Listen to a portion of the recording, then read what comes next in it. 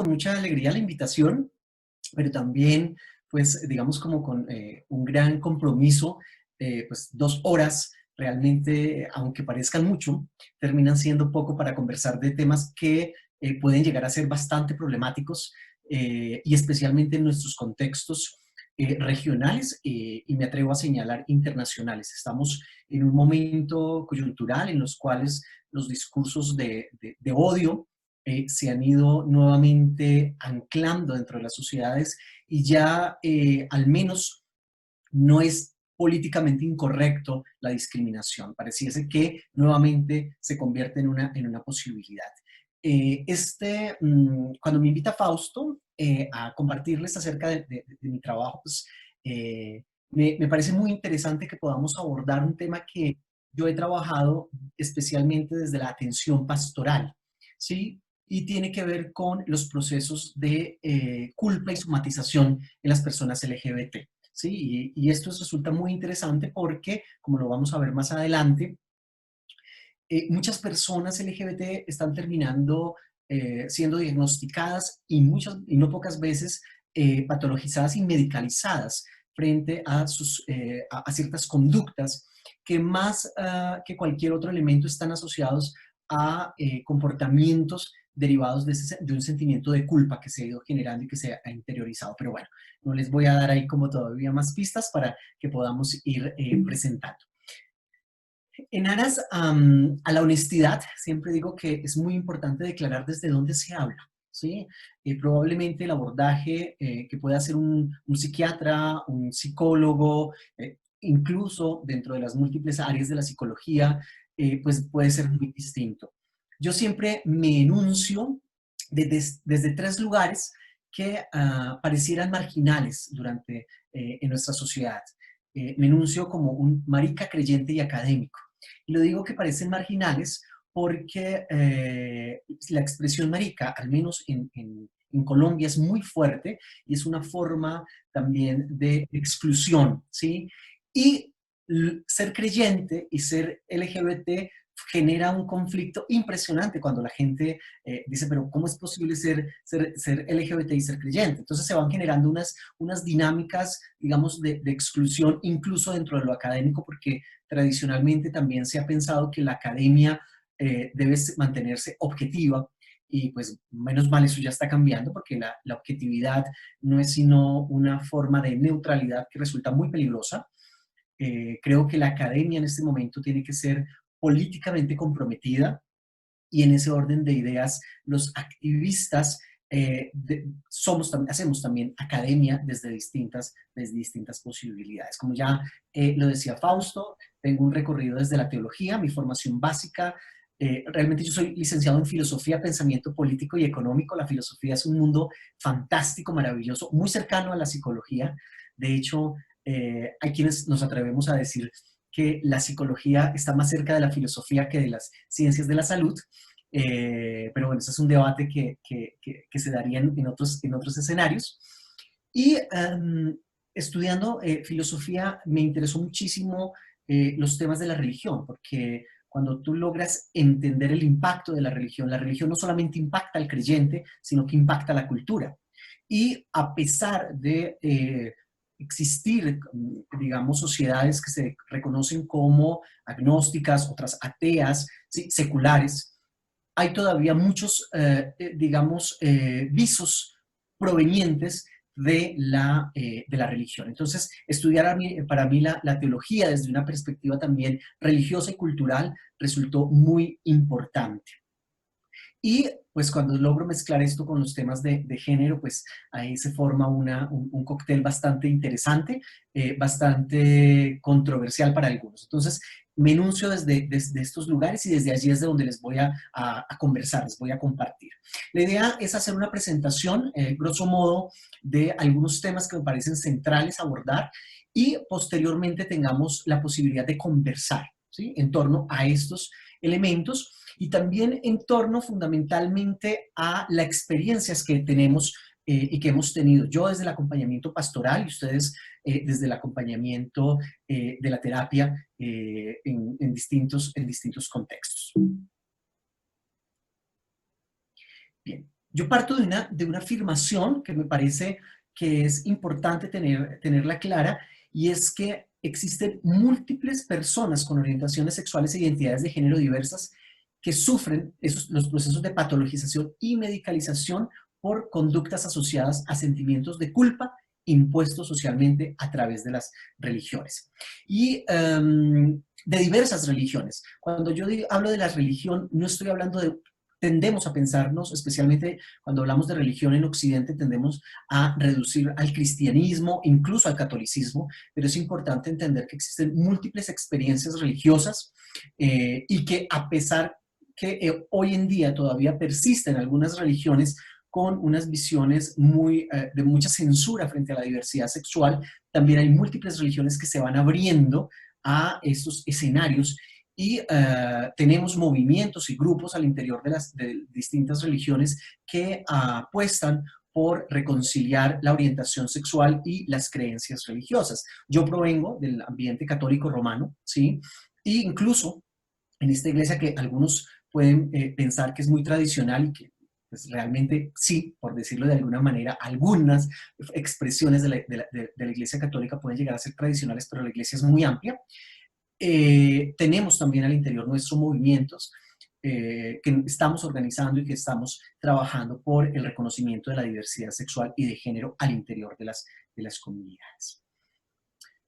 Debo iniciar diciendo que la diversidad sexual y de género es tan personal como una huella digital. Y esto es importante que lo tengamos presente, y es que la sexualidad, la manera como asumimos el género y la sexualidad es totalmente diferente en cada una de las personas. Por ello es que cuando hablamos de diversidad sexual no solamente podemos pensar en las orientaciones sexuales LGBT, sino en múltiples formas de expresar esa sexualidad. Y lo mismo, la forma en que asumimos el género. Creo que ustedes han tenido unos debates muy interesantes en torno a lo que las implicaciones que tiene el género, las implicaciones que tiene hablar del género, especialmente desde la perspectiva que nos presenta Marta Lamas. Me parece que es un abordaje muy importante, y es entender el género como una construcción cultural, ¿sí? A través de la cual se atribuyen ciertas diferencias a partir de unas características biológicas, ¿sí? Y es importante resaltar aquí el tema de lo cultural, porque definitivamente el género, y en eso estamos de acuerdo, se va construyendo a partir de las experiencias de las propias culturas. No es lo mismo ser hombre, ser mujer en ciertas sociedades que en otras, ¿sí? Y las implicaciones que esto conlleva. De igual manera, la sexualidad sabemos que es un término bastante polisémico.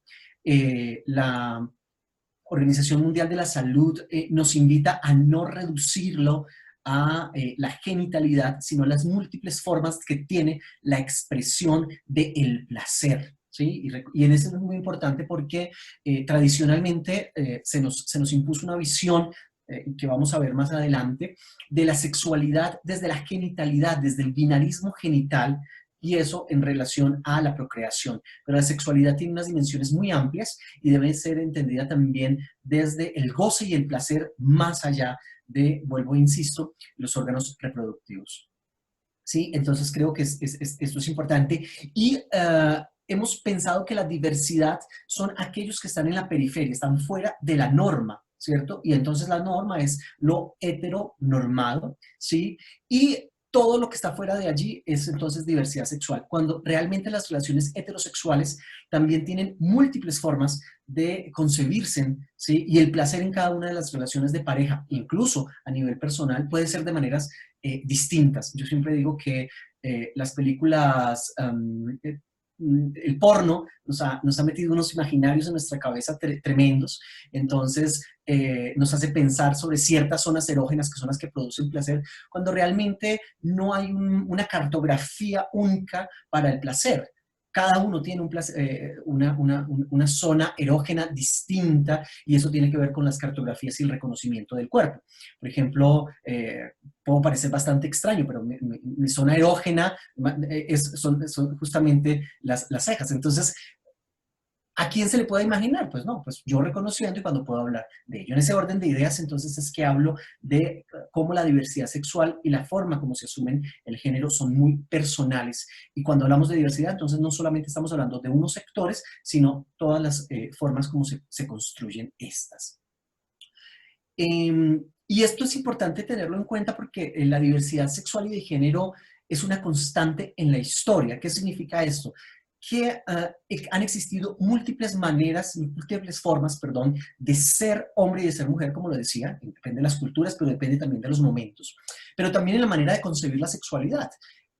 Foucault nos señala cómo realmente la observancia de la sexualidad no es un tema y que haya perdurado todo el tiempo de la historia, sino que es concretamente a partir de un momento, ¿sí? Es allí donde empiezan a generarse unos dispositivos para controlar la sexualidad. La sexualidad realmente en la antigüedad, incluso podemos hablar de la prehistoria, la antigüedad e incluso en la Edad Media, tenía múltiples manifestaciones distintas a, digamos, esos señalamientos tradicionales que tenemos. Si bien había unos discursos provenientes de tradiciones religiosas, especialmente de la tradición cristiana, también es cierto que la gente en la Edad Media, en la antigüedad, vivía como podía, vivía su sexualidad como podía y no había tantas restricciones, ¿sí?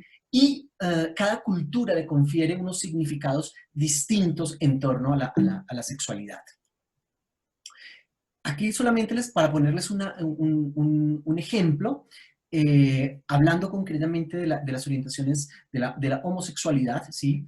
Es importante ver cómo la homosexualidad ha estado presente en distintas culturas y en distintos momentos. En América Latina, bueno, que llamamos hoy América Latina, los pueblos originarios de América Latina tenían una práctica sexuales muy libres que vemos y podemos, digamos, reconocer en las piezas que todavía nos quedan en los museos y que cada vez empiezan a descubrirse más y nos empiezan a hablar más de la cotidianidad de estos pueblos. Y cómo no había una negación a distintas formas de expresar y vivir la sexualidad.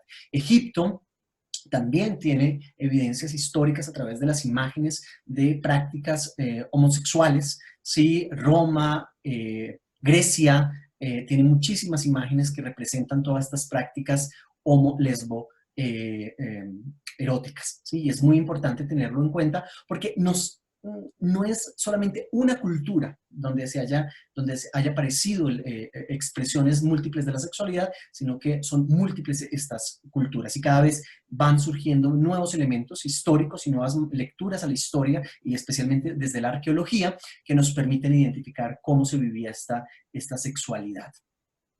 Pero, como les decía anteriormente, efectiva es justamente en la época victoriana, que es totalmente tardía, cuando empieza a haber una observancia sobre la sexualidad. Y esto es importante porque creo que es una de las contribuciones que nos hace Foucault a través de Historia de la Sexualidad, y es leer cómo justamente cuando se empieza a observar la sexualidad, a poner un cuidado muy fuerte a las formas en que se vive y se expresa la sexualidad, especialmente metiéndola o encerrándola a los escenarios de las familias, pero además de la intimidad de la familia heterosexual, ¿sí? Y cómo detrás de eso hay todos unos intereses utilitaristas, ¿sí? De hecho, desde distintas perspectivas filosóficas se ha analizado cómo lo que se buscó a través del control de la sexualidad es aumentar la producción del trabajo. O sea, lo que se quería básicamente es reducir las prácticas sexuales que se supone desgastan a la persona, ¿sí? Para que aumente la fuerza de producción y de trabajo. Se instrumentalizaban los cuerpos en aras de la producción. Definitivamente la era victoriana ha marcado y marca nuestra historia. Corresponde pues, a esa época justamente de Inglaterra, de gran éxito económico, ¿sí? Desarrollo industrial, y justamente esas normas o esa vigilancia de la sexualidad se entiende también como un elemento exitoso para el crecimiento económico y por ello se copian digamos, muchos países de Europa esta vigilancia y estas normas de conducta para modelar a las personas de cara, vuelvo e insisto, a la producción, más que cualquier otro elemento, más que un principio moral, lo que hay es un principio utilitarista. Y aquí surge un tema muy interesante porque es en ese momento cuando se desarrolla la teología que entra a cuestionar las sexualidades. ¿Sí? Entonces, surgen los manuales para confesores, que realmente es importante entender que la religión, y especialmente la religión cristiana católica, ha estado muy del lado de las monarquías y de las fuerzas de poder. Y entonces la confesión fue utilizada especialmente para que el rey supiera qué estaba pasando, ¿sí? Porque el fiel debía reconocer los pecados, ¿sí? Y reconocer múltiples situaciones, hablar de su propia, desde lo más íntimo y a través de el sacerdote, que era el confesor, ¿sí? A través de la confesión privada, básicamente el rey estaba al tanto de lo que estaba ocurriendo con su pueblo. ¿Sí? Entonces había una lógica bien interesante. Y surgen justamente en esta época los manuales de confesión, donde básicamente se describe qué se debe preguntar, cómo se debe preguntar, qué nivel tiene la sanción y etcétera. Pero hay una cosa bastante interesante y es que el discurso en torno al pecado, ¿cierto? Y especialmente a la sexualidad observada y vigilada, pasa después de que se rompen las tradiciones, o más bien después de que se da paso de estas tradiciones teocéntricas de la Edad Media, cuando comienza el Renacimiento y empiezan todas estas lógicas, el pecado pasa, la vigilancia que antes se tenía contra el pecado, pasa a volverse una enfermedad.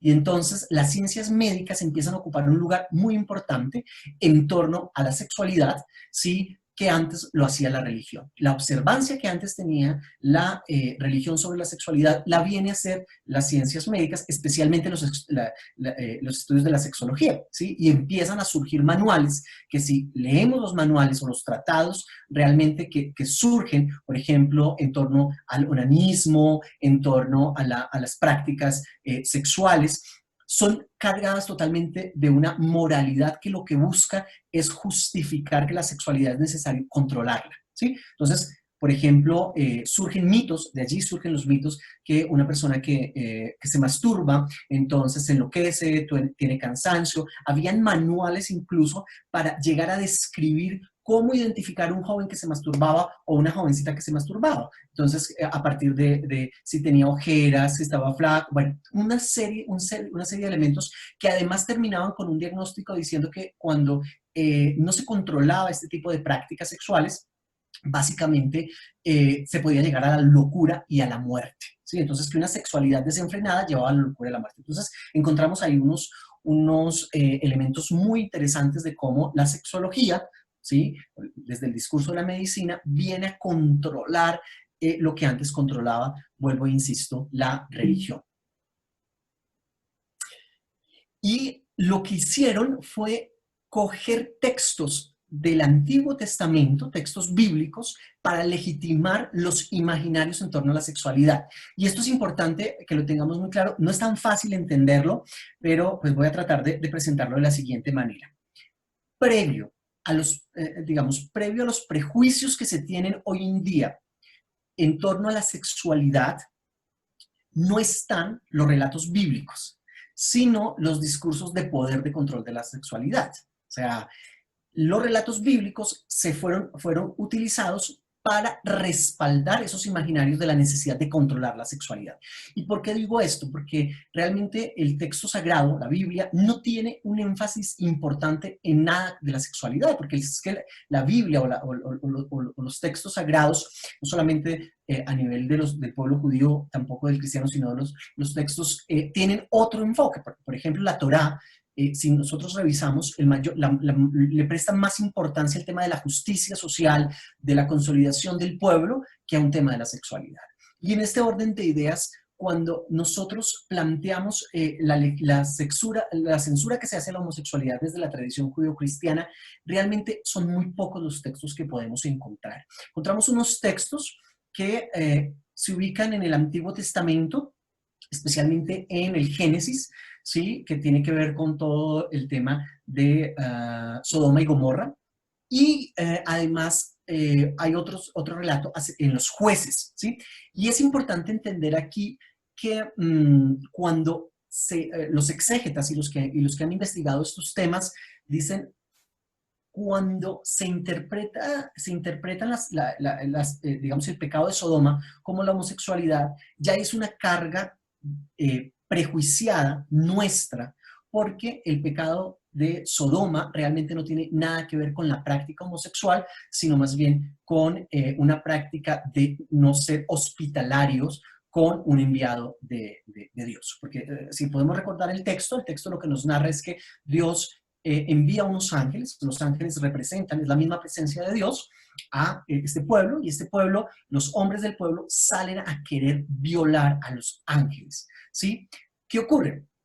Aquí el problema no es realmente que estén tomando a los ángeles, porque además en la Edad Media después nos dijeron que los ángeles no tienen sexo, entonces ahí entraríamos a una contradicción. Realmente los ángeles no son ni hombres ni mujeres, ¿sí? Porque no tienen sexo, pero bueno, eso son todo la manera como nosotros vamos consolidando un relato sin tenerlos claros. Entonces vamos uniendo, como cuando tenemos una colcha de retazos, y vamos uniendo y vamos construyendo nuestras propias narrativas, y es donde se genera el prejuicios tan peligrosos. Luego, encontramos en los jueces la censura a la sexualidad, o más bien a las prácticas eróticas, especialmente entre hombres. Los jueces dice que no se debe acostar un hombre con otro hombre como si fuera mujer, ¿sí?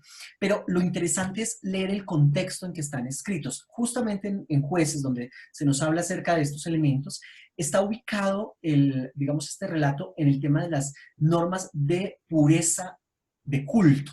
¿Y por qué esto es importante? Porque las prácticas homosexuales en el pueblo judío fueron censuradas en el marco de los actos cúlticos religiosos, porque es, digamos, la fuerza que le hizo el pueblo judío, tuvo que hacer mucha fuerza para ser diferente al resto de las religiones y de los pueblos. Entonces, recordemos que en muchas culturas, especialmente babilónicas, en el marco de la prostitución sagrada, habían prácticas sexuales entre hombres, ¿cierto? Y estaban los prostitutos sagrados. Entonces, realmente la censura, más que a la práctica homosexual, es a copiar rituales sagrados de otras culturas diferentes a el pueblo judío.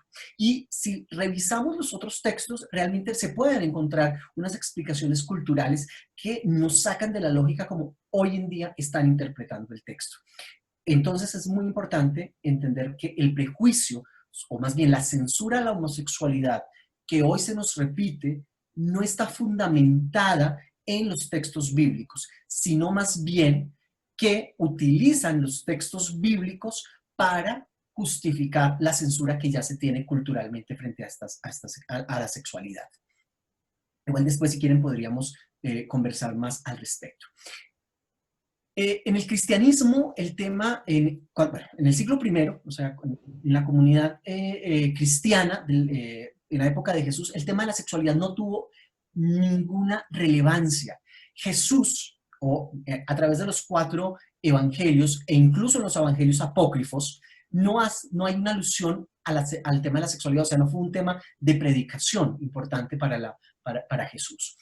Fue posterior a Jesús, con los textos de Pablo, donde empieza a haber una censura contra la aparente homosexualidad, pero realmente no es contra la homosexualidad, sino por un lado, contra la sexualidad en general, y por otro lado, especialmente con formas de sexualidad que implican dominación e injusticia.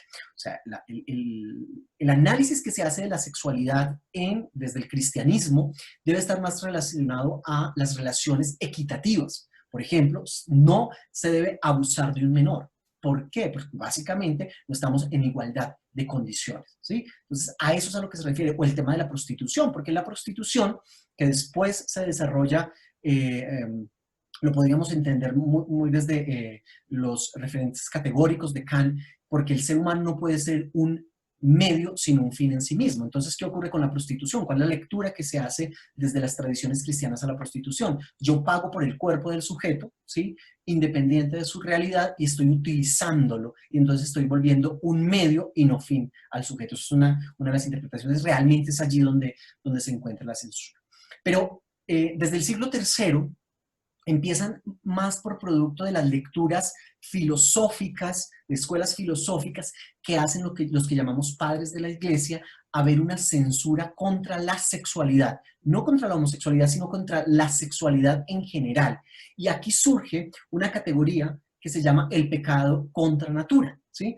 Y el pecado contra natura tradicionalmente se ha creído que es el acto homosexual, vuelvo e insisto, pero realmente el acto contra natura es todo, como escribo ahí, el pecado contra natura es cualquier acto sexual del que no pueda derivarse la procreación.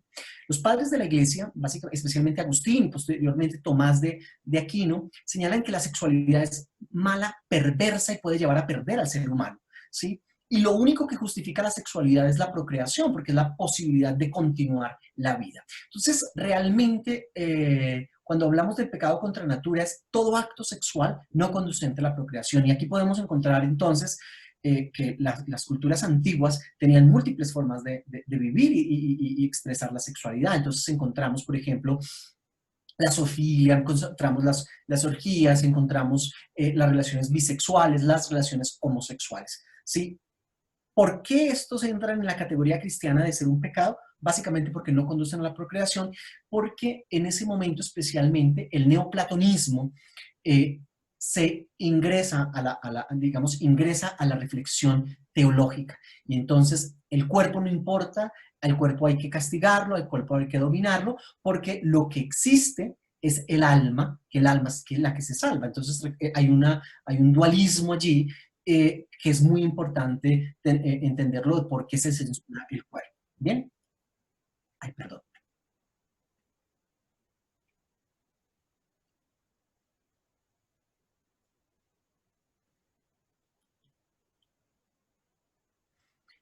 Y esto empieza a complicarse todavía más cuando a través de, se hace una lectura a las prácticas homo y lesboróticas, ¿sí? Y se les confiere un sentido de perversidad y además se considera que las prácticas homoeróticas derivan en castigos divinos. Entonces, claro, recordemos que Sodoma y Gomorra lo que nos dicen es que por la actitud del pueblo, ¿sí? Llovió fuego sobre ellos. Entonces, después se traspola esta situación y se hace creer, ¿sí? A través de una interpretación, que muchas de las catástrofes naturales son producto de los desórdenes sexuales de las personas. Y de hecho hoy en día todavía hay quienes sostienen esto. Hace 5 años, cuando fueron tan fuertes las lluvias en América Latina, en el Perú, varios movimientos evangélicos, grupos fundamentalistas salieron a decir que lo que estaba ocurriendo era producto de la ideología de género, de la sexualidad. Bueno, empiezan a mezclar toda una serie de elementos. Y entonces, y esto no es nuevo. Desde el siglo IV más o menos, en Roma empezaban a darse algunas situaciones de catástrofes naturales y se esperaba que el emperador hiciera algo, ¿sí? ¿Y qué hacer frente a una catástrofe natural? Pues nada, porque no es algo que pudiese controlar. Entonces lo que se hizo fue utilizar ciertos sujetos como responsables de las catástrofes, atacar a esos sujetos como responsables de la catástrofe, y a través de ese discurso lo que se decía es, estamos haciendo, estamos matando homosexuales, ¿sí? Porque pues básicamente, si los atacamos a ellos, lo que estamos atacando o estamos acabando con la raíz de las catástrofes naturales. Y empiezan a hilarse unos elementos que terminan siendo bastante peligrosos posteriormente al plantear el tema de la culpa en las personas homosexuales.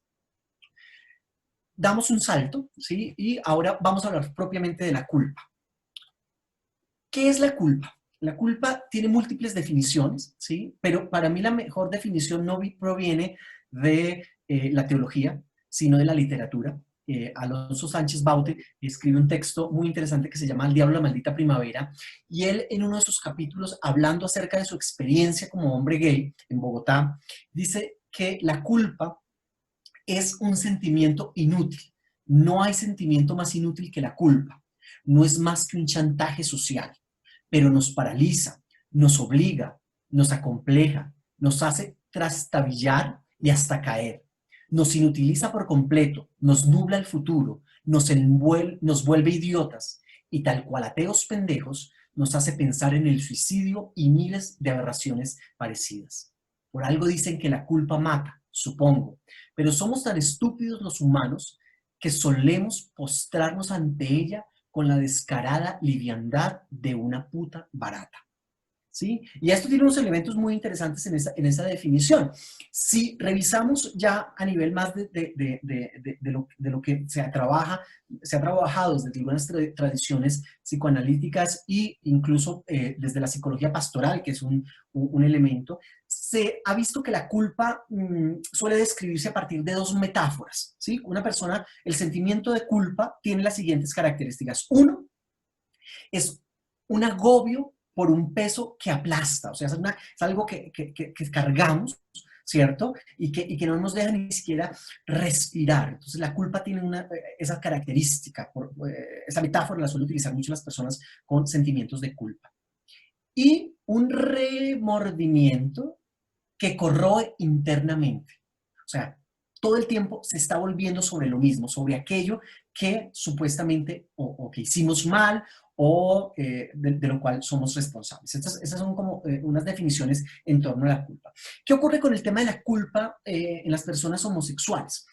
Los niños, niñas y adolescentes tienen una gran dificultad y es que no encuentran, digamos, parámetros para lograr entender su orientación sexual, de identificación, parámetros de identificación. Recordemos que incluso todavía hablar de la diversidad sexual o de las orientaciones sexuales no hegemónicas, de la homosexualidad, de la bisexualidad, todas estas múltiples expresiones que pueden tener la sexualidad, sigue siendo un tabú. Entonces, ¿qué ocurre? Hay silencios y esos silencios también resultan dándonos un mensaje y es los niños, al no escuchar hablar de lo que ellos mismos están sintiendo, ¿sí? Empiezan a catalogar que su emoción no se corresponde con la del resto, ¿sí? Y hay una valoración negativa. Y además empiezan a haber unos discursos que no le permiten la identificación, pero además censuran. Entonces, ¿qué es lo que nos ocurre cuando se tiene la posibilidad de hablar con personas homosexuales acerca de su experiencia cuando niños sobre esos dolores y qué era lo que pensaba la familia o por qué les daba miedo hablar acerca de su orientación sexual con su familia? Surgen unos elementos muy comunes. Por ejemplo, en Colombia son frases muy comunes, no sé si ustedes en cada uno de sus países tengan otras frases que se puedan unir a estas, ¿no? Hay expresiones como prefiero un hijo muerto a marica, ¿sí? Es mejor un hijo ladrón que maricón. Entonces, ¿qué ocurre? Eso, digamos, la ausencia de discursos que nos permite, digamos, referentes a las personas LGBT, está suplido por unos discursos de odio y de vergüenza. Entonces, el niño lo que va aprendiendo desde pequeño es que el, el peor pecado que puede cometer es ser homosexual, ¿sí?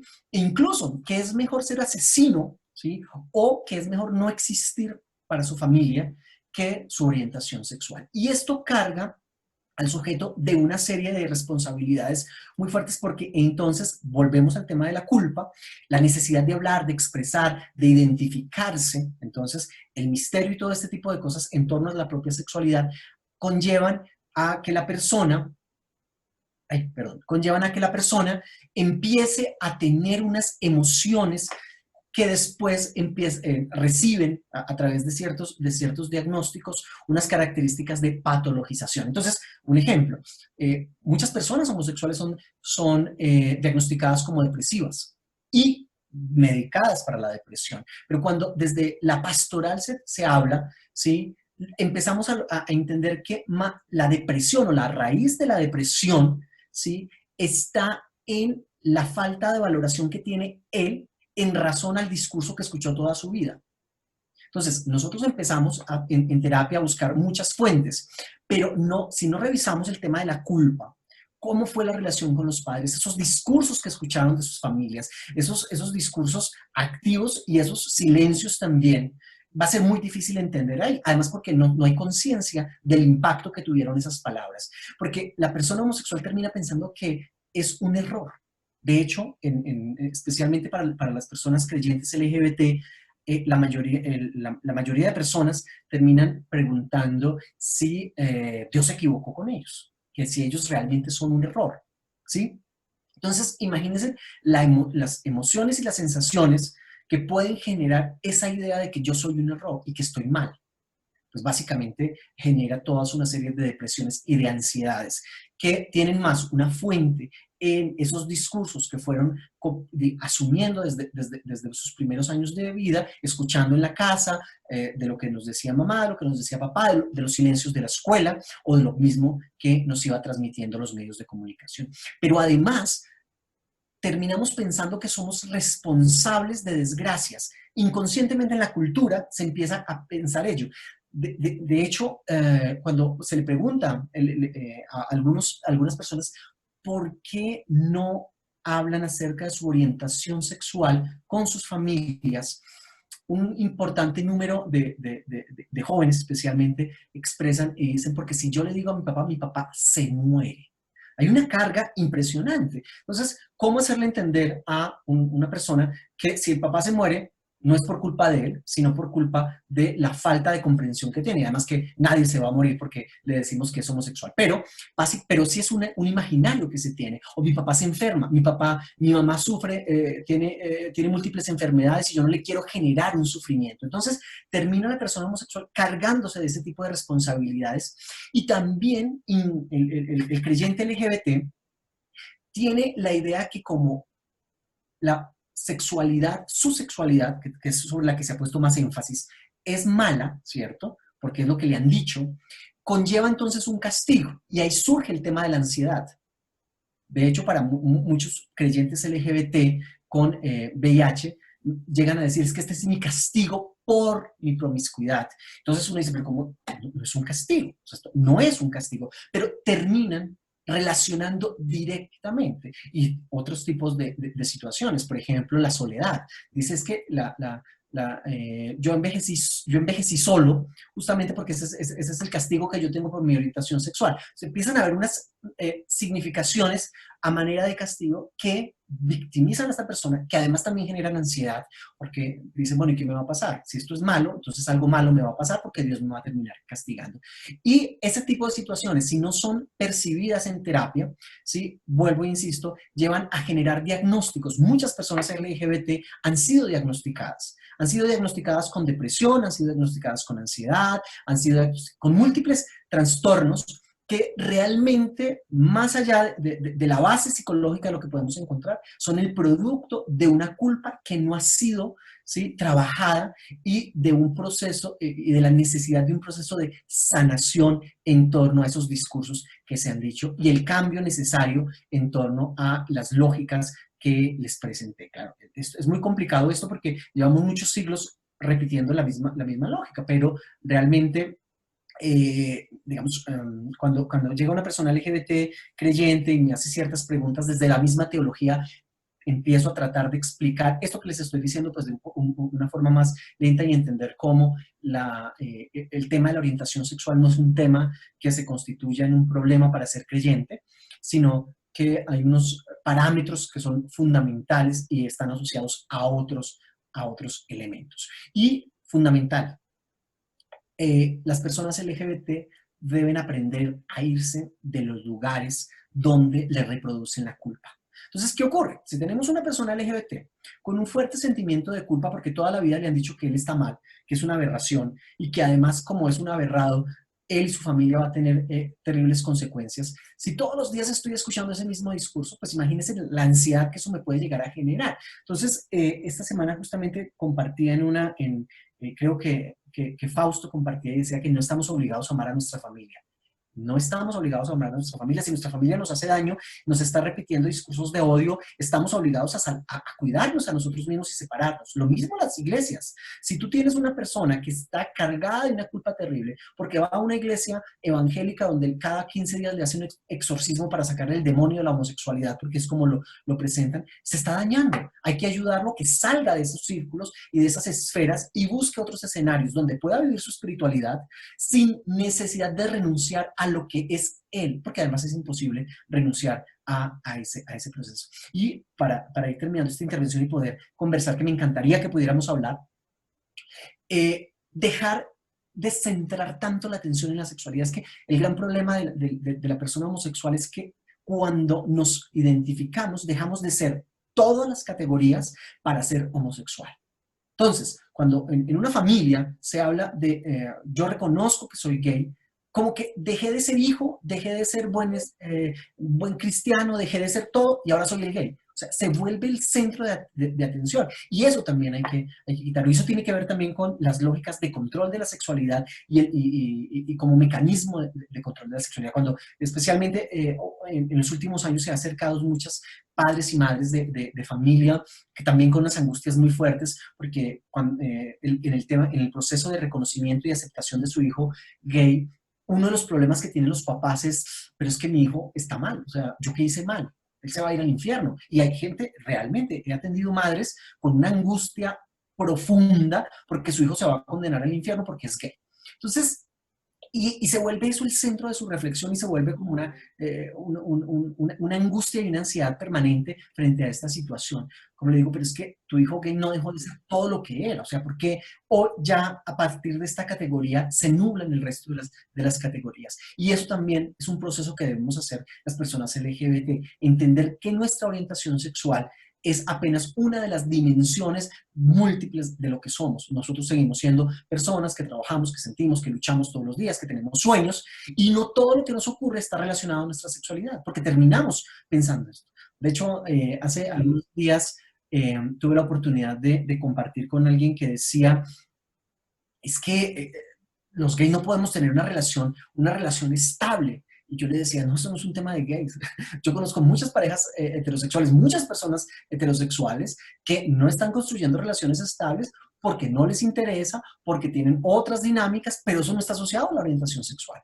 Está ahorita, digamos, relacionado a ciertos parámetros distintos. Entonces, claro, terminamos pensando que toda nuestra vida está asociado a la orientación sexual. Entonces hay que quitar ese foco de atención y a partir de eso, pues se generan estos procesos de sanación también, por decirlo de alguna manera. Lo que ha sido la experiencia, yo llevo más de 15 años trabajando con grupos católicos LGBTs, ha habido, y personas medicalizadas, incluso lo que ha ocurrido es que cuando se logran integrar a una comunidad de fe que es incluyente, que logran tener otras dinámicas distintas a esa absolutización de su orientación sexual, empiezan incluso a superar esos síntomas, ¿cierto?, que estaban asociados al diagnóstico y llegan incluso a sencillamente dejar de necesitar, no de manera, digamos, independiente, sino justamente a través del acompañamiento empiezan a dejar la medicación. Y incluso hoy en día, psiquiatras y personas y psicólogos buscan el acompañamiento de personas expertas en los temas religiosos para que acompañen ese proceso, porque claro, la salida tampoco es menospreciar la fe de la persona.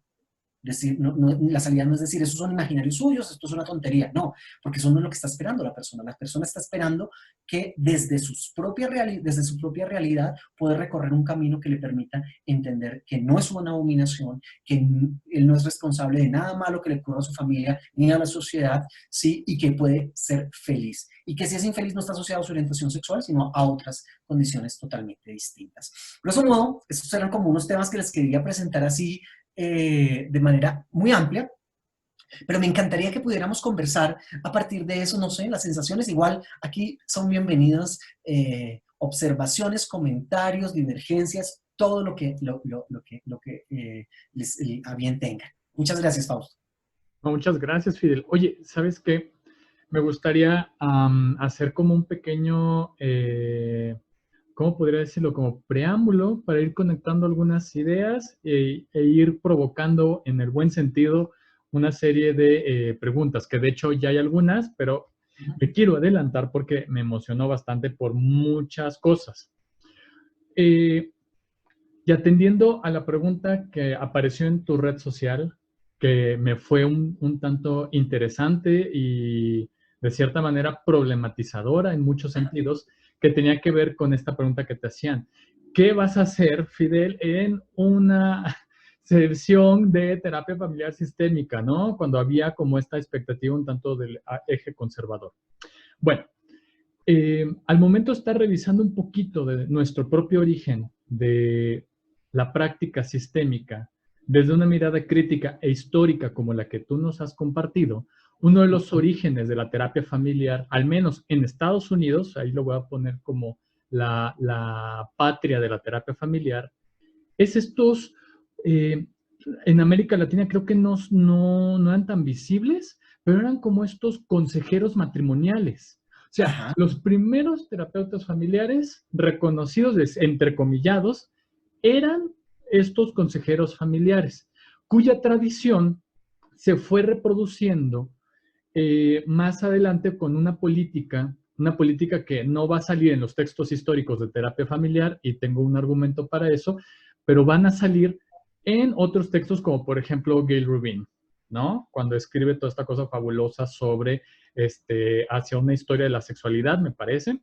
donde revela que uno de los posicionamientos en Estados Unidos era una política de conservación de la familia como unidad clave para la economía y restauración de la nación en los años 50, época de la posguerra. Y que esa tradición de no hablar de la masturbación, la prostitución y la homosexualidad eran temas que se van a ver reflejados en prácticas terapéuticas, como por ejemplo de la terapia estructural, donde Salvador Minuchin en algún punto precisamente comparaba a los homosexuales como un daño dentro de la familia y que no va a permitir el funcionamiento adecuado. Y cuando hablo de funcionamiento, me voy a estas teorías del orden social, que apenas ahorita en el doctorado que estaba revisando parte de filosofía de la ciencia, era, wow, o sea, por eso se vuelven ahistóricas. Por eso el problema de terapia familiar sistémica es de que su fundamento sea la teoría general de los sistemas, que se convierte en una aliada de estas teorías del orden social. Y que cuando estamos hablando de sexualidad, estamos trabajando como lo que tú nos acabas de exponer, un relato de relatar nuevamente la historia desde una mirada crítica y tener en cuenta que todo desarrollo está atravesado por estos elementos. Pero bueno, quería hacer como esa... Hay un tema muy interesante. Además, Sí. quienes ejercían esta terapia eran pastores, porque además eran el seno de la iglesia, de las comunidades de fe. Entonces, esto también generaba, y además era el modelo del pastor y la pastora, ¿cierto?, que hacían intervención familiar a la pareja. Y de hecho, las misiones que llegaron a América Latina, ¿sí?, venían de esa manera, venían justamente pastor, pastora, el modelo de familia, el modelo de familia, de control de estructura social, ¿sí?, para generar estas dinámicas. Y que además, nada más ahorita ya como el guiño ya también de pensamiento latinoamericano, en México, el que se le considera, no voy a decir nombres, pero el que se le considera el padre de la terapia familiar sistémica, al día de hoy, al terminar una ponencia, termina con la frase "se pueden ir en paz". Y que no es casual, porque le dice a sus alumnas que está prohibido hablar del aborto en sus clases, que los homosexuales nunca van a ser familias. Entonces, bueno, claro, ahí está la influencia, ¿no? Pero bueno, lo quise como sangolotear la jaula para que todo el mundo le cause revuelo y empiece a participar, ¿no? Y Paul, veo que has escrito muchísimo. Por favor, compártenos narrativamente, queremos escucharte, tus inquietudes, ¿va? Ahora sí cedo la palabra. ¿Qué tal? Buenas tardes. Sí, bueno, yo entiendo que mucho de lo que fue justo es una la ley de la sexualidad entre varones, son heredadas de las categorías médicas y jurídicas. Sin embargo, también son creadas cultural y socialmente antes de la introducción del término homosexual. Por ejemplo, en el Ecuador, asumo también que México podría hacer lo mismo, ¿no? Hay los insultos, ¿no? Estos insultos que tú, como tú te presentaste al comienzo, ¿no? Realmente la época histórica marca, creo, un insulto, me parece a mí, por ejemplo, se decía joto, loca, maricón, estos insultos en la sierra ecuatoriana y en la costa ecuatoriana hay los insultos de se le moja la canoa, tortillero, quebrado, etcétera, ¿no? Entonces, yo asumo que realmente, por lo expuesto, preguntaría si hay datos históricos que puedan dar a este tipo de construcción social, ¿no? Sobre todo estos insultos, esas cosas que se van dando el día al día, muchas veces en diferentes espacios. Esa es una pregunta. Bueno, tengo 4 preguntas, pero no sé si las hago todas o Pues yo creo que puedes plantearlas y miramos después cómo las logramos articular. Y si no queda ya. resuelta alguna, pues... Ya, esta es la primera pregunta, ¿no? Estos insultos, ¿cómo se va acomodando la parte de datos históricos, ¿no? Lo otro también, en el Ecuador pasó, ¿no? Pasó justamente por el asunto religioso, católico sobre todo, pues, que la aparición del SIDA en el Ecuador era un castigo de Dios, ¿no? Y así se decía. Entonces, ¿cómo nosotros manejar esa supuesta culpa, ¿no es cierto? Porque eso sigue dándose, sigue como que a pesar de que fue hace muchas décadas atrás, pues sigue dando, ¿no? La tercera es cómo manejar las complejidades de las interacciones de las categorías de identidad masculina con sexualidad del mismo sexo en terapia, o no sé si también la parte sociológica, ¿no? El conocimiento, en cambio, otra pregunta, el conocimiento de la sexualidad entre varones en tanto sujetos genéricos es un terreno todavía bastante conflictivo y no se acepta o se acepta muchas en muchos ¿Cómo enfocar, analizar y comprender los mecanismos genéricos de los pacientes? Esa es la otra. Y por último, yo creo que en todo lado, ¿no? Hay estos espacios heterosociales en donde está esta pareja, pues, y se dan caricias, besos, etcétera. Pero no hay espacios homosociales, ¿sí? Homoeróticos incluso. Y no se acepta cómo nosotros construir desde el lado de masculinidades en otros hombres, cómo construir esos espacios también, que es un proceso de otro tipo de masculinidad, ¿no? Eso en sí, creo que tengo más, pero por ahí está, perdón. Bueno, hay un elemento muy interesante. Yo siempre he tenido la inquietud, lo que pasa es que me harían falta vidas para poder hacer todas las investigaciones que he querido. Alguna vez hablábamos con Fausto de eso, hay tantos temas interesantes. Y el tema del lenguaje y el uso del lenguaje es muy importante frente a la cultura. Por ejemplo, el tema de jotos en México está muy asociado al pabellón que se utilizaba en las cárceles. Bueno, al menos esa fue la explicación que me han dado. El pabellón J era donde se recluían las personas homosexuales. Entonces, Joto era justamente, viene de allí. Entonces, ¿por qué digo esto? Porque lo que se suele, digamos, la carga cultural efectivamente tiene mucho que ver dentro del proceso del insulto. Y por ello es que en los movimientos sociales tratamos de tomar la categoría con la que antes se insultaba, usarla de tal suerte que pierda el control social para marginalizar. ¿Sí? Entonces, por ejemplo, si prostituta es una palabra a través de la cual se censura ciertas prácticas femeninas liberales, o sea, más allá también del ejercicio laboral de la prostitución, también se le dice prostituta o puta, ¿sí? A la mujer que disfruta de su sexualidad. Entonces, ¿qué ocurre? Esa censura social ha hecho que muchas mujeres también, grupos sociales, digan, sí, soy puta. ¿Qué ocurre? Cuando soy yo quien toma ese concepto, inmediatamente pierde la fuerza simbólica de opresión del otro que reproduce el discurso. Eso es un tema muy interesante. Entonces, yo a medida que logro identificarme con mi sexualidad, logro armonizarme, cada vez me hieren menos los insultos porque yo cada vez me apropio más de esos procesos. Claro, si yo tengo, digamos, todo el tiempo estoy con vigilancia frente a mi sexualidad, porque eso ocurre todavía hoy, entonces yo soy gay, pero no quiero que se me note, no quiero que nadie lo sepa, pero entonces es un secreto a voces, todo el mundo habla, siempre estoy en esa zozobra y el poder que tiene el otro sobre mí es ese poder del silencio, ¿cierto? Y de hacerme sentir mal. Entonces, acompañar ese proceso de reconocimiento y de que las palabras no me producen daño si yo no se lo permito. ¿sí? Entonces es resignificar, es un tema muy interesante y vale la pena mucho, y vale mucho la pena llegar a reconstruir incluso el tema del lenguaje. El tema del lenguaje en terapia incluso es muy, muy importante. ¿Cómo nos narramos?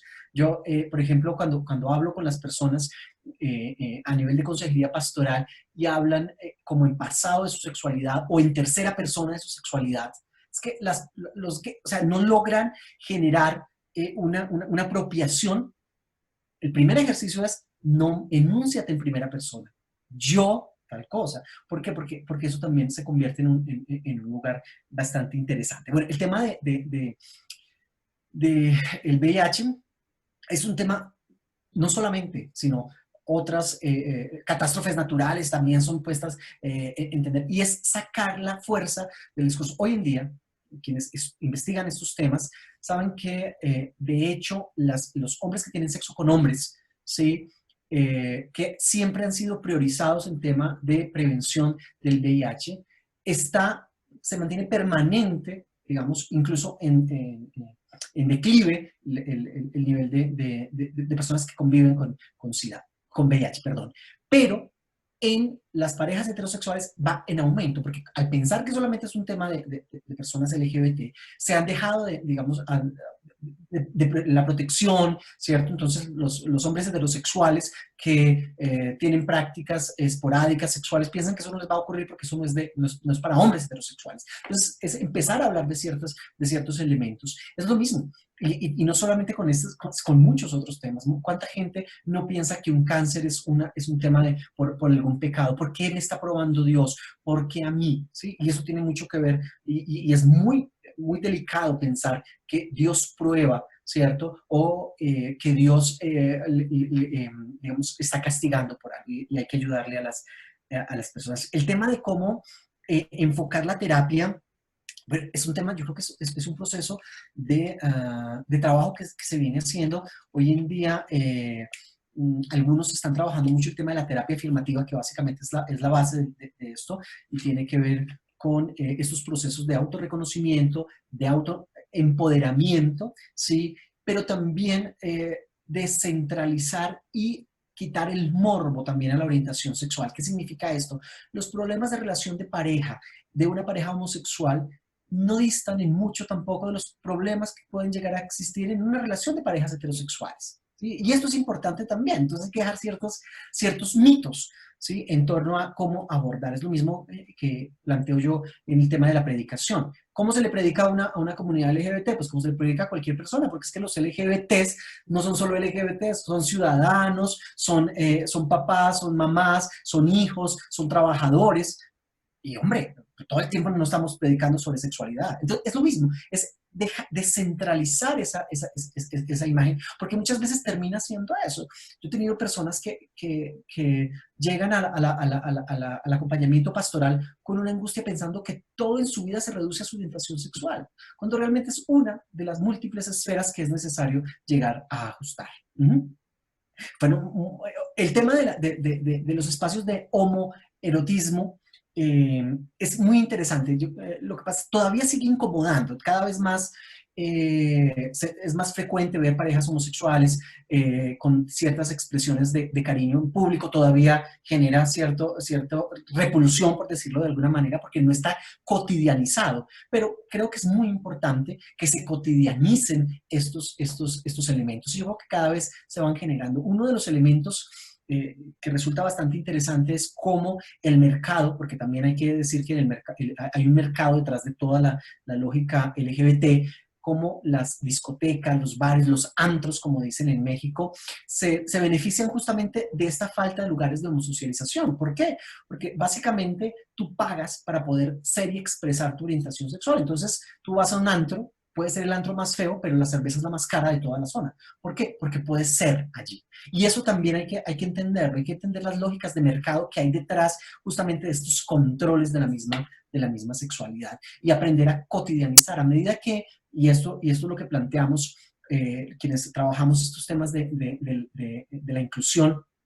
Es necesario que la televisión muestre cada vez más parejas homosexuales sin los estereotipos que nos presentan, ¿sí? Que se vean cada vez más, se hable más de este tipo de relaciones sin estereotipar, porque ahí es donde también se llega a los problemas. Y por esto es tan importante también que los planes de estudio se cambien. Por eso es tan importante que cuando un niño, una niña en primaria, ¿sí? En básica, estudian los modelos de familia, sepan que existen múltiples formas de familia, porque los silencios frente a estas lógicas son tremendos, ¿sí? Lo mismo cuando yo estoy atendiendo a una persona, yo no puedo partir de la lógica de que es heterosexual, yo tengo que simplemente hablar de pareja, no de su esposa, porque eso también ocurre. ¿Cómo funciona su relación con su esposa? ¿Tiene novia? ¿Sí? Muchas veces se utilizan en temas de lenguaje. ¿Por qué? Porque doy por supuesto y no necesariamente también tengo que ir cambiando estos lenguajes que posibiliten la confianza para hablar. Muchas personas LGBT dicen que es traumático ir donde el psicólogo porque no saben cómo abordar el tema de su orientación sexual. O sea, sienten miedo, ¿sí? De decir que son, porque además también tienen miedo de que los patologicen, porque todavía existen profesionales de las ciencias de la salud patologizando en pleno siglo XXI, a pesar de lo que dicen los manuales, ¿sí? Siguen haciendo esto. Y pues bueno, hay que ir cambiando también el tema del lenguaje, ir cotidianizando el lenguaje. No sé si alguien más. Sí, yo puedo Muchas hablar. gracias. Hola a todos, soy Tere. Hola, Terry. Bueno, yo quiero compartirles porque me siento muy emocionada, así lo digo, por todo este discurso que he escuchado en ti. Y les voy a compartir por qué. Yo soy una persona católica. Sin embargo, he tratado ya, y hace algunos días, le comentaba a mi hija, porque luego platicamos respecto a este tema, y debatíamos, ¿no? Debatimos, conversamos respecto a la religión, y en cierta ocasión yo le decía, yo me voy a dedicar, la verdad es que no lo he hecho, ¿verdad? Pero bueno, y menos ahorita que acabo de encontrar la explicación, el argumento que tú acabas de dar, que es el que me tiene emocionada. Y yo le decía, es que a mí me gustaría, hija, dedicarme a leer la Biblia. Yo tengo que encontrar algún argumento que diga, o sea, en donde yo pueda debatir que la homosexualidad no es un pecado, no es malo. ¿Por qué? Y me decía ella, sí, sí, decía yo, es que no puede ser. O sea, siempre hemos platicado y le digo yo, ¿estarás de acuerdo en que para mí he llegado a una conclusión, hija, y la religión, la Biblia, para mí no es más que la interpretación del hombre? Yo creo mucho en Dios, le digo a ella, tú sabes que yo no dejaría de creer en Él, mi creencia es muy fuerte, pero yo no creo que si Dios aquí escuchara esto, sería capaz de negar o de hacer a un lado a esta parte de la diversidad, ¿no? A los homosexuales. Le decía, no, y tiene que haber en algún párrafo algo donde diga que no es cierto. Y ahorita me has ayudado tanto que me siento tan emocionada, ¿no? Y entonces, bueno, ya se lo compartiré en cuanto acabe esta clase, ¿no? Pero mientras te digo, me siento muy emocionada porque digo, sí, es verdad. Entonces, empecé a hilar, y como tú lo mencionas, me encanta desde la parte en que lo abordas, ¿no? Sí, es verdad. Todo el tiempo recordando parte de ciertos discursos de los abuelos, de mis tías, de mis abuelos, me doy cuenta, y sí es verdad, me encantó cómo lo abordaste. Sí es cierto, el placer en la religión católica, el placer siempre fue negado, no, o ha sido negado aún. Y es de ahí de donde está relacionado. Sí es verdad, la religión se fundamentó siempre en la procreación.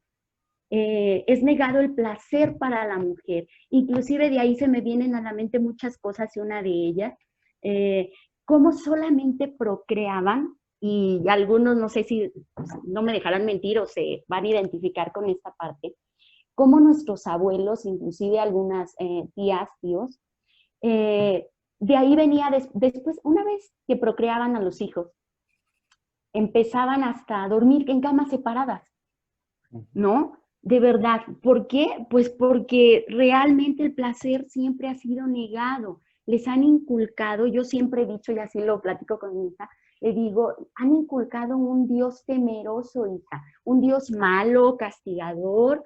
Le dije, porque yo en su momento también me lo inculcaron, pero bueno, ya después uno va conociendo, va leyendo, va compartiendo con personas tan valiosas como todos ustedes, de verdad, y entonces uno va abriéndose otro panorama. Y entonces digo, sí, es verdad, le digo, anteriormente inculcaban, hija, un Dios temeroso, castigador, de todo, todo era malo. Y empezando por el placer, como tú lo mencionas, todo era malo, y más el placer. Claro que llega una heteronorma, alguien, lo que tú mencionabas, alguien fuera de la norma, obviamente es pecado, pero aparte algo interesante, de ahí yo me baso, que les quiero también compartir. Y digo interesante porque, precisamente porque yo soy católica, nos ha tocado, y a mis hijas les ha tocado, crecer en la religión. Una de mis hijas, yo se los inculqué porque así me lo inculcaron. Sin embargo, la mayor se ha metido más allá, ¿no? Entonces, crecen en una congregación en donde las conocen desde pequeñas, y a mí me ha tocado conocer a sacerdotes con una mente tan abierta y tan valiosa, y a otros que no lo son. Y de ahí es donde yo me baso para decirle a ella, ¿te das cuenta? Fulanito piensa así, sin embargo, sultanito no piensa así. Entonces, también la religión católica y también los sacerdotes tienen diferentes formas de pensar, yo le llamaría, también tienen prejuicios. Y claro que los tienen, ¿verdad? Porque lo que siempre se ha dicho, no son santos, ¿no? Yo lo tengo así muy marcado. Son personas consagradas, no son santos. También tiene sus debilidades y también todo, ¿no? Pero también tiene muchos prejuicios, porque a mí me ha tocado verlo y me ha tocado vivirlo con sacerdotes que realmente son de esta precariedad, en donde todo era pecado, todo era malo, y me ha tocado ver otros que para nada. Entonces me llama mucho la atención, y yo le voy a nombrar así, me encanta esta parte donde dices, y yo aquí hasta lo anoté y puse, me encanta este empoderamiento católico que estás haciendo.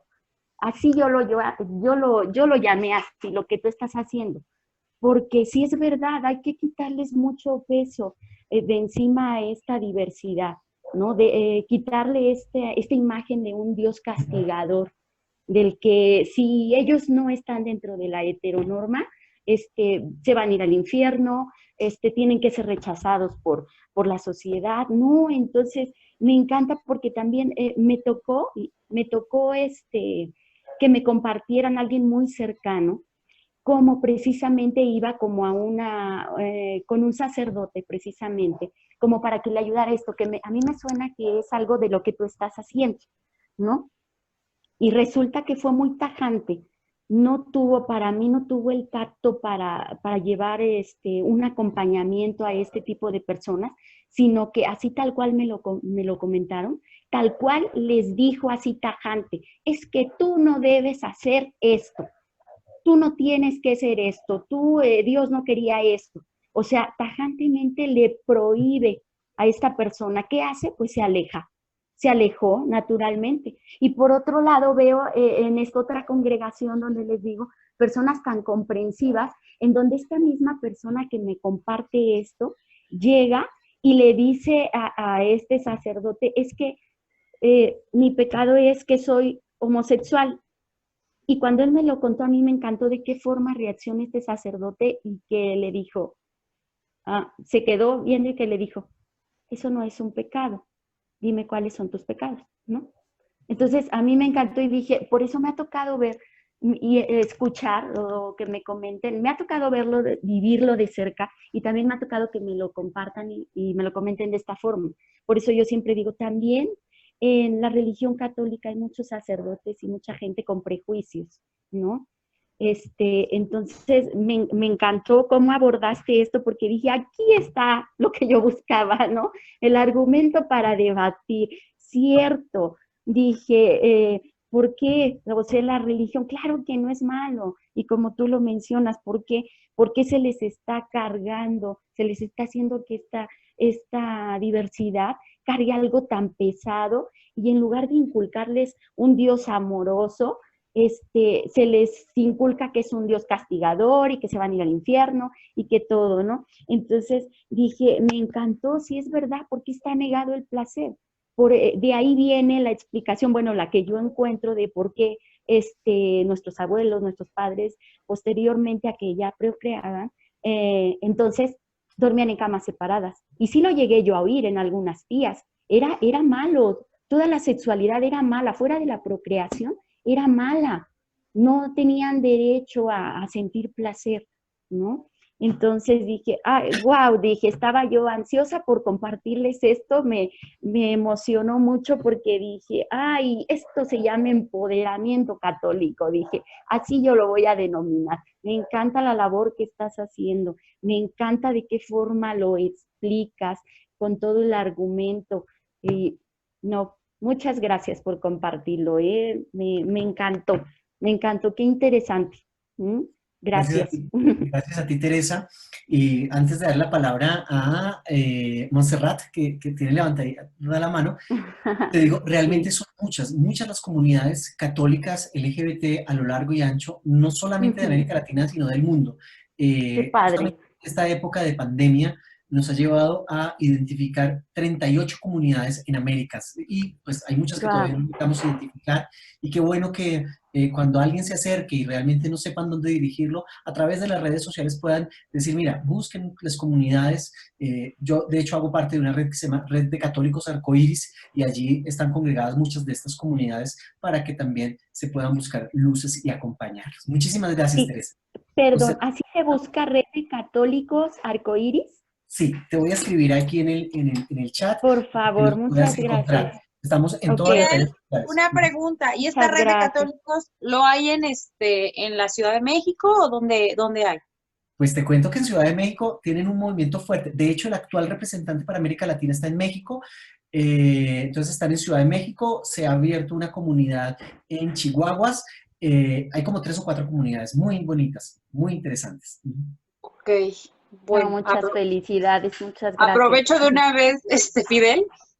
Bueno, creo que me da muchísima luz esto que tú nos compartes, que tú nos comentas. Yo tenía como una idea de que precisamente la religión o la creencia precisamente había hecho que los mismos creyentes pues, que eran bisexuales o de la diversidad se alejaran por sí solos, pero ahora lo que veo es que es más bien como la gente de la iglesia o sea, la interpretación que se le da. Tengo un caso de un consultante, un chico, que era muy creyente y todo, y cuando empieza a descubrirse en la homosexualidad, pues obviamente por todos estos discursos, él solito pues se sale, ¿no? Y ahorita está como queriendo precisamente retomar la cuestión de la fe, pero como decía, bueno, ¿cómo voy a integrarme a un lugar donde me dicen que soy un pecado, que soy malo? ¿Cómo voy a integrarme? Entonces era como estos sentimientos encontrados y también parte de mi ceguera de creer que, bueno, la religión por sí misma o la creencia por sí misma los excluye, pero ahora veo que son más bien como interpretaciones bastante Así es, convenientes. así es. Gracias, Fidel. No, a ti, muchas gracias. Hola, Montserrat, Fidel. Hola. hola, ¿qué tal? Un gusto enorme escucharte. Muchas gracias, Fausto, por invitar a Fidel. Bueno, primero, te agradezco mucho porque jamás había escuchado hablar a Tere,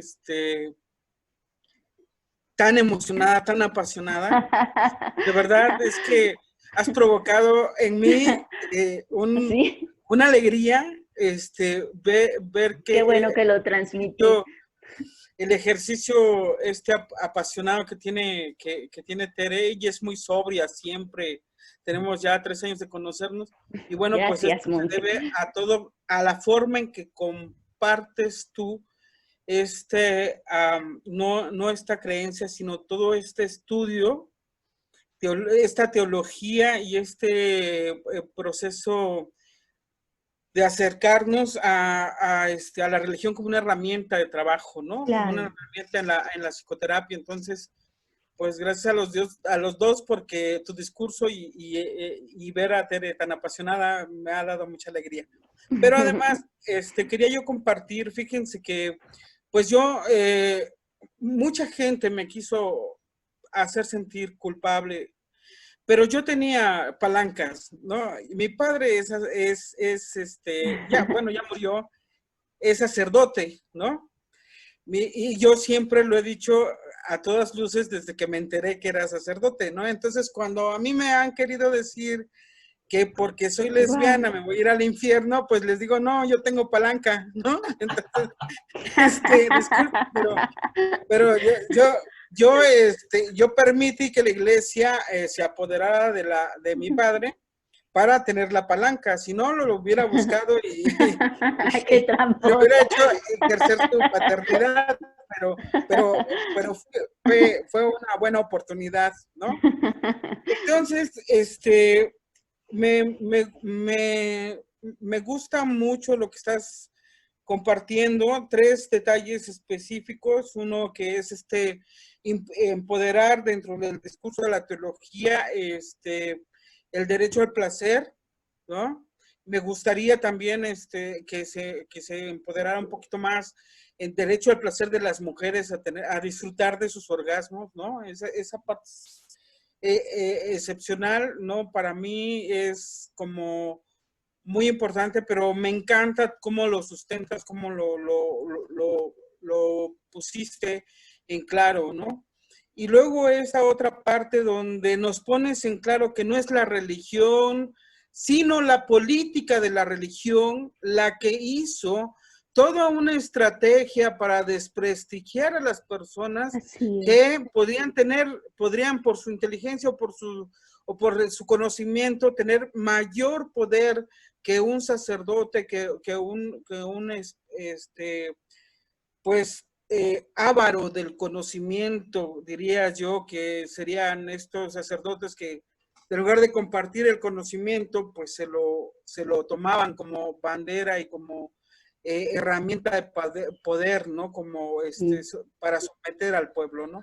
Así es. Y esta última parte tan generosa que es esta postura de no de decir, no, pues sí, vamos a pelearnos con aquellos que nos excluyen, ¿no? Sino de esta forma muy generosa de decir, separemos, podemos creer en Dios y otra cosa es que teológicamente se haga un sustento teórico de la creencia en Dios o de la construcción de la fe, ¿no? Entonces, ¿cómo una cosa es muy, cómo lo separas? ¿Cómo yo puedo creer en Dios independientemente que mi papá, que descanse en paz? Yo creo que sí. ¿No? Sí, porque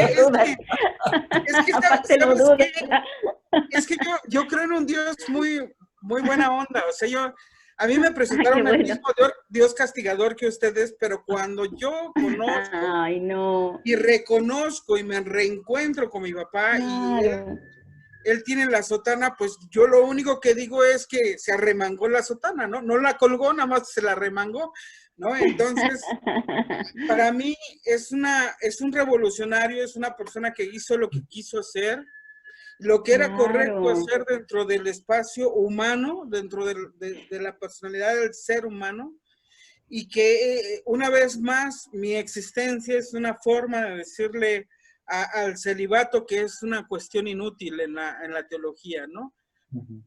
Inútil, y puede ser hasta, ese sí tiene carácter de llevar a las personas a hacer síntomas incluso por la misma culpa, y ahí es donde voy y cierro con esto, es cómo en el pecado llevas la penitencia, dicen por ahí tanto los mochos como los creyentes, ¿no? Que no es lo mismo. Entonces, en el pecado llevan la penitencia porque en el cultivar, sí, hombre. En el cultivar la culpa. Me abrí el camino. ¿No? En el cultivar la culpa, ellos mismos se crean un nicho de patologías. O sea, el mismo sacerdote que está creando la culpa en la persona para dominarla en el pueblo, para dominarlo, se está creando a él un nicho de síntomas y de cuando su organismo le exige un desahogo sexual, ¿no? Que es muy normal, ¿no? En esta circunstancia lo recibe como algo muy anormal, la culpa lo allana en su proceso del yo y entonces lo desdibuja él mismo dentro de lo que él piensa, dentro de lo que él cree y dentro de la fe que quiere profesar o dentro del poder que quiere ejercer y él mismo se desdibuja y se llena de instrumentos que lo van llenando a él de síntomas. Y precisamente pues podemos ver las estadísticas que en su momento, hace unos años, independientemente de las estadísticas de pederastías, yo luego juego al abogado de aquel otro y digo... ¿De chamuco? De aquel otro. Y entonces yo digo, le digo de chamuco. veamos las estadísticas de los sacerdotes en procesos psiquiátricos, en procesos con esquizofrenia, con un sentimiento de culpa tan grande que revientan en paranoia, ¿no? O tienen pasajes al acto en el suicidio, ¿no? Entonces, veamos también que hay estadísticas que tienen, que su base es esa misma culpa. Entonces, igual que cuando están hablando mucho de la violencia contra la mujer, yo también digo, a ver, pero espérenme, o sea, cuando el hombre tiene que cargar toda la responsabilidad de llevar el poder en la familia, pues nadie le dice, oye, ya suéltalo tantito, mira, te vas a morir. Nadie le avisa las consecuencias del acto falocéntrico de cargar el poder, ¿no? Nadie se lo avisa.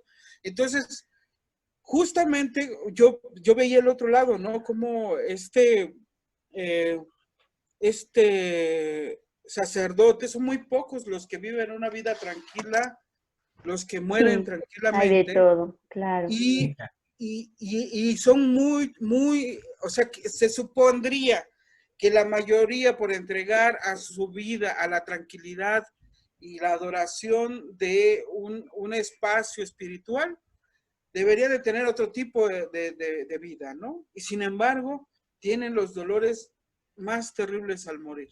Entonces, también yo lo miro así, ¿no? Esa construcción de la culpa no nada más es para someter al pueblo, sino en sí mismo hay consecuencias para ellos, ¿no? Y hay una cosa que antes de Ana María quiere decir algo, y es fantástico escucharte, pero quiero también decir una cosa, Montserrat, y el gran problema es que sigue operando de la misma manera la política, utiliza la política, el discurso religioso, que es lo que nos está ocurriendo en América Latina. Brasil, Ecuador, Chile, Colombia, Costa Rica, creo que México también, movimientos políticos coartan el discurso religioso, se muestran como referentes morales, sabiendo unos niveles de corrupción terribles, persiguen a ciertos sectores, ¿sí?, para hacerse elegir. Es una cosa tremenda, esa manipulación. Ana María, creo que ibas a decir algo. Sí, buenas tardes. Hola Ana María, ¿qué tal? Buenas tardes. Bueno, hola. Muy bien, gracias. Bueno, yo definitivamente también como Montserrat, como Teresa y como muchos que están aquí presentes, pues también me encuentro muy emocionada porque realmente es una validación o bueno, es un conocimiento que desvirtúa todas las creencias que se han tenido establecidas con el tema de la religión católica, como deslegitimadora o sesgadora de la libertad humana, en este caso, de la expresión de las personas de la comunidad LGTBI más. Entonces, entender esto, entender una perspectiva de cómo no es la palabra, no es la Biblia, no es específicamente las creencias católicas, sino que es una interpretación del hombre que se ha atribuido y que se ha generalizado cultura tras cultura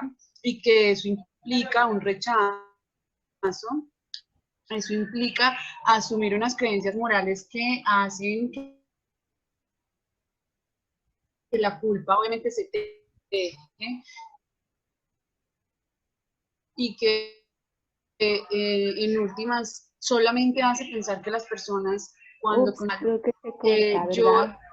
Esto me emociona muchísimo, realmente me genera...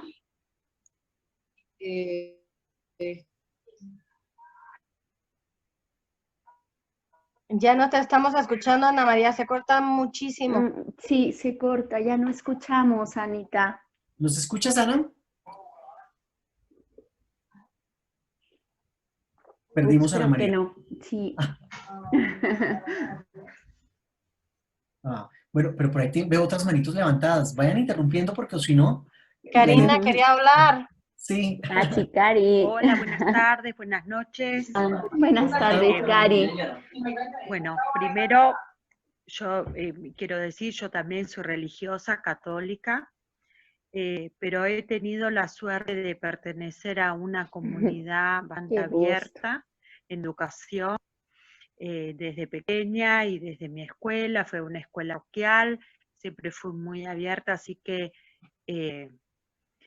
es un tema que por lo menos en mi comunidad, que donde yo aprendí que también tenía que ver con las diferentes comunidades y no con la iglesia en general y menos con Dios, ¿no?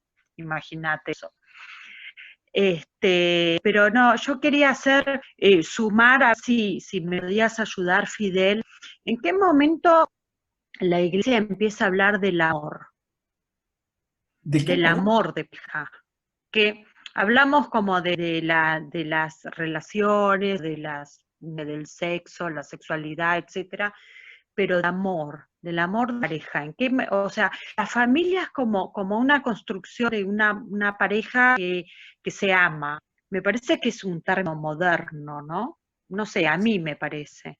Claro, ¿no? Que quisiera pensar en la Edad Media, no sé si la gente supongo que se enamoraba o que se gustaba o se atraía sexualmente, pero la idea de amor en la pareja para estar juntos o para compartir una vida, etc. ¿En qué momento empieza la iglesia a hablar de eso? Bueno, de hecho el amor y el amor romántico es un tema muy cultural, ¿sí? Pero sí, han existido experiencias muy bonitas a nivel bíblico. Por ejemplo, podemos encontrar la forma como viven afectivamente relaciones no solamente heterosexuales, sino incluso homoeróticas. Por ejemplo, Ruth y Noemí tienen una unión hermosísima dentro de lo que significa construir un proyecto de pareja, ¿sí? En el cristianismo se construye una noción de matrimonio y realmente la base del matrimonio, ¿sí? Fundamentalmente era la procreación. Realmente la familia y el origen de la familia es un origen para la sociedad y para mantener la sociedad.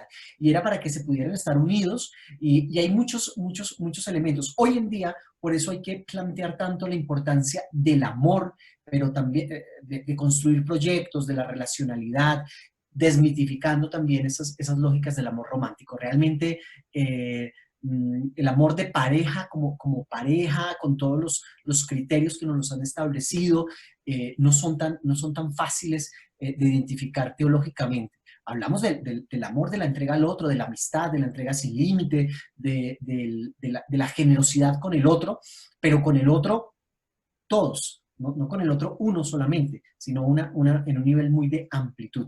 Es un tema bastante interesante que no, digamos, habría que ir explorando también de cómo construir una relación afectiva desde principios justamente religiosos que nos permitan desarrollarnos personalmente, ¿sí? Y construir proyectos de vida conjuntos. He vuelto, no sé si me escuchan. Sí, Ana María, te habíamos perdido. Sí. María, ¿vos de dónde sos? Colombia, paisano. Ya te oímos, Anita. Bueno, entonces continúo y en la medida en que les estaba contando que esto me emocionaba, también me interpela mucho el hecho de reconocer que la interpretación del hombre que le ha dado a la creencia católica o digamos como a toda esta historia, no ha sido la más adecuada y lo que ha interpretado más bien coarta toda posibilidad de libertad humana. yo me pregunto si estas creencias parten de la idea, las personas que quieren asistir a una comunidad religiosa buscan de la comunidad religiosa, buscan de estas personas porque son las personas que tienen conocimiento, son las personas que tienen en ese sentido el poder, ¿cierto? Y si en ese sentido son estas personas que promueven estas ideas que han sido mal interpretadas, ideas de rechazo, de exclusión, de odio también, ¿cómo hacer entonces que la construcción social y los discursos a partir de la deslegitimación de la libertad humana y el derecho a expresarse como desean ser y de acuerdo a lo que consideren y quieran ser además? Entonces, ¿cómo permitir que desde el mismo lugar o desde los mismos espacios religiosos que sea también interpretada de forma negativa, se pueda transformar? Porque es que si es desde allí también que parte estas malas interpretaciones y empieza a haber una construcción social con la academia, porque es que la religión, con todo respeto, es el opio del pueblo, eso lo sabemos, es muy poderosa, logra que las masas actúen de cierta manera, estructurar esta idea de la moral específicamente. Entonces, obviamente, pues se ha tejido y se ha relacionado con la academia, entonces los médicos, los psiquiatras, los psicólogos también asumen una postura con estas interpretaciones que hacen que siga habiendo, que siga como el tema del rechazo con estas personas que realmente necesitan de otras perspectivas de vida. Entonces lo que me interpela es, porque usted, Fidel, y bueno, y conozco muchas personas, sacerdotes, el papá de Montserrat, un éxito además, muchos padres que son muy abiertos a estos temas, que consideran que Dios es amor y que en ese sentido aceptan lo diverso, lo diferente, exacto. Entonces yo me pregunto, cómo desde estos mismos espacios donde se ha fortalecido las ideas de rechazo puedan transformarse y sean desde allí que puedan convertir las masas o puedan permitir que los pensamientos de las masas cambien a un pensamiento de aceptación humana, de reconocimiento, de amor profundo por la otredad, ¿cierto? Es como eso. Pues hay una cosa, son varias cosas. Realmente lo que planteas y que resulta muy interesante y que de hecho son mi campo de estudio. Lo importante es que logremos, salvaguardar el Estado laico. Y esto aquí es importante. ¿Por qué es importante salvaguardar el Estado laico? Porque las reflexiones que llevamos al interior de nuestras comunidades de fe, independiente la que sea, no debe ser el punto de referencia que regule las relaciones de la sociedad, ¿sí? Entonces, yo pongo un ejemplo, un poco burdo, pero para que la gente lo entienda. Si el judaísmo se impusiera a todo el mundo, entonces, ¿qué sería de mi vida como paisa que no puedo comer frijoles con garra porque es un pecado, ¿cierto? Entonces, pero yo no soy judío, yo soy cristiano. Yo no puedo permitir que los principios o las tradiciones de una religión se me impongan socialmente para todos. Y entonces es más bien la discusión de las religiones, ¿sí? Debemos llevarlas a cabo al interior de los que confesamos la misma religión.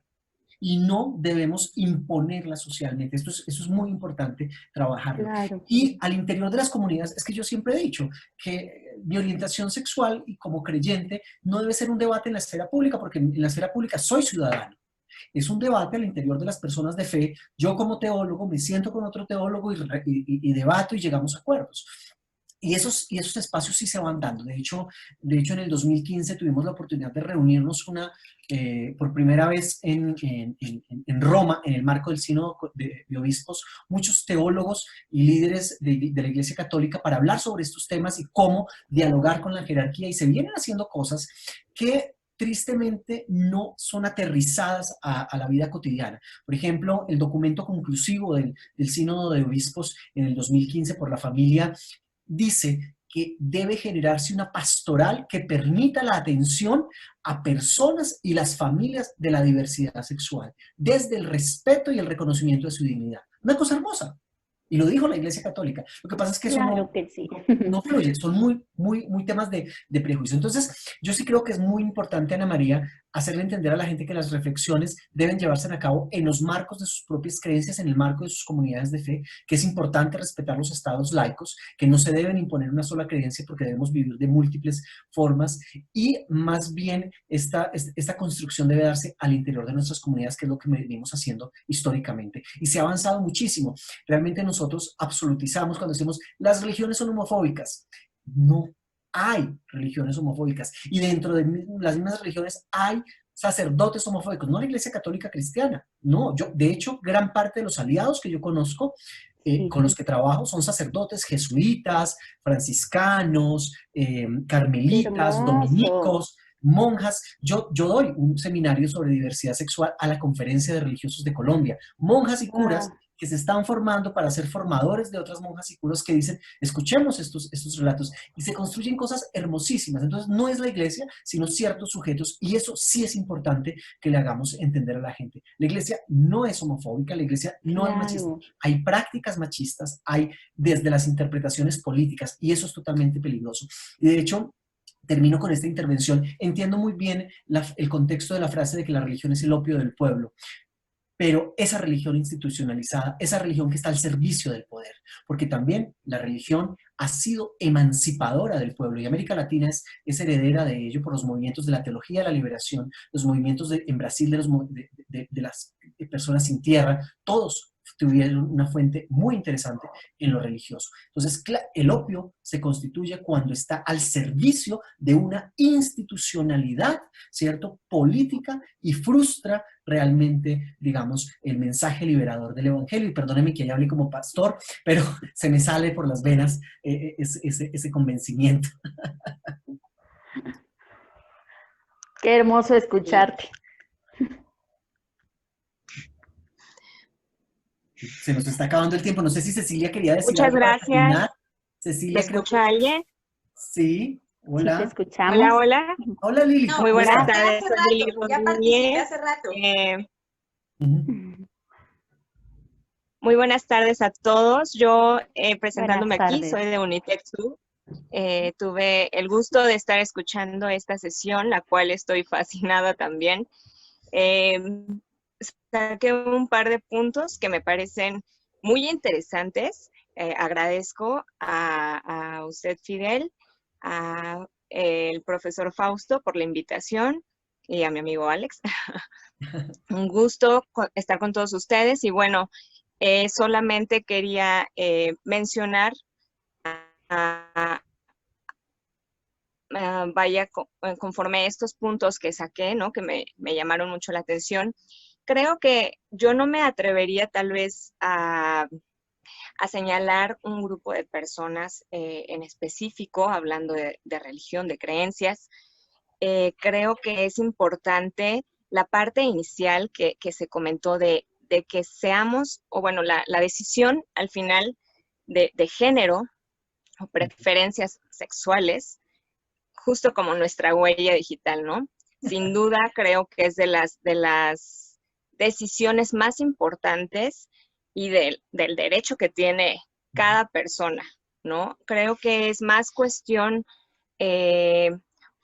ondear en este tipo de temas. Creo que se trata, o es más cuestión de lo que es dos factores bien importantes, que es el respeto y al mismo tiempo la inclusión, ¿no? El respeto y la inclusión.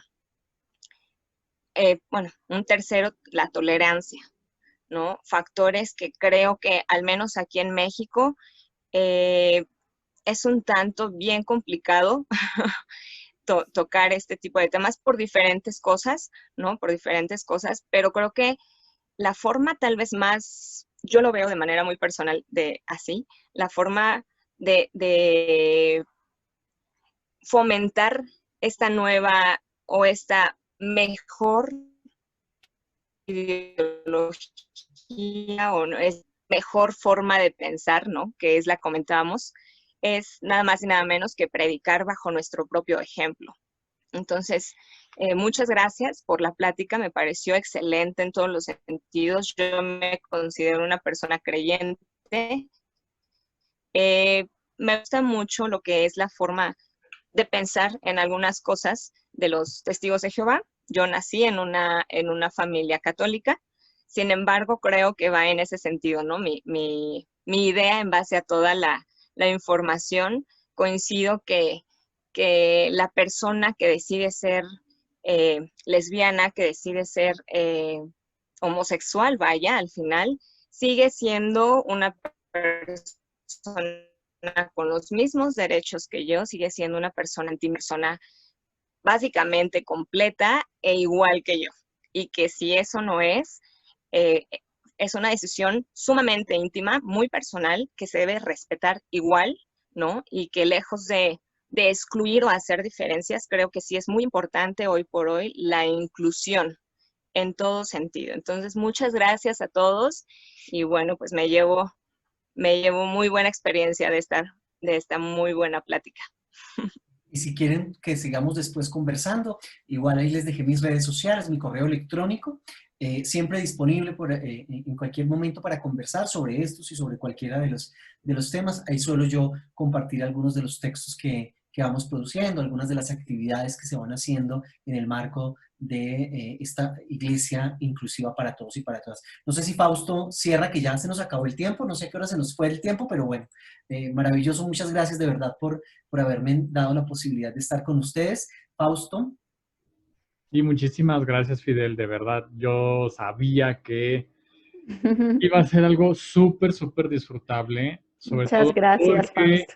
es algo que no se ha hablado tanto, menos en un espacio que visibiliza la terapia familiar y que cuando se visibiliza, pues sigue como toda una tradición, ¿no? De lo que consideran que debe ser nombrado, ¿no? Entonces a mí me parece súper enriquecedor, de verdad. Ahí tuve otras anotaciones que ya después te compartiré, pero bueno, pues sí, en efecto se nos acabó el tiempo. Les agradezco muchísimo. Inmediatamente. Gracias a ti, Fausto. Pues nada. Gracias, Fidel. Palabras. Gracias. Bueno, cuídense mucho. Besitos. Bye bye. Igualmente. Muchas gracias. Besos. Me encantó conocerles. Abrazos a todos. Muchas gracias. Hasta luego. Claro que sí, igualmente. Abrazos a todos. Gracias, Fidel. Bye bye. Gracias. Gracias. Feliz tarde. Chao. Un gusto, bonita tarde. Igual para ti. Igualmente. Bye. No nos desconectamos hasta que todo el mundo salude, ¿eh? Exacto. Por favor. Pues gracias. Bye. Ahora sí ya. Chao.